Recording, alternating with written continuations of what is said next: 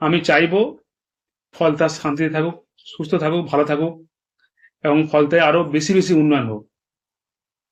তাই সোনার ফলতা হোক, এটাই আমার স্বপ্ন ছিল। তাই আমাদের সম্মানীয় মুখ্যমন্ত্রী ফলতা উন্নয়নের জন্য স্পেশাল প্যাকেজ দিচ্ছে। সেই জন্য আমি আগামী 21শে মে যে রিপোল আছে, সেই রিপোলের কন্টেস্ট থেকে আমি নিজেকে দূরে সরিয়ে নিলাম।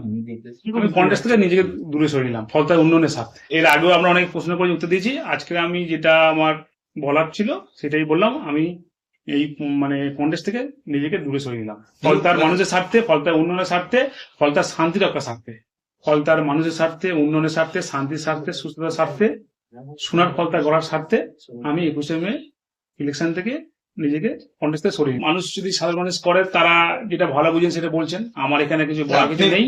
আমার ব্যক্তিগত মত, আমি ফলতার মানুষের সঙ্গে কোনদিন খারাপ ব্যবহার করিনি এবং প্রত্যেকটা মানুষ যে বলছে আমার সামনে, যারা বলছে তারা হয়তো আমার নিজেই চেনে না, আমাকে হয়তো জানে না। যারা বলছে তারা যদি আমার সামনে আসে এবং আমার সামনে চোখে কথা বলে, তারা বুঝতে পারবে যে তাদের যেটা বলছে সেটা ভুল।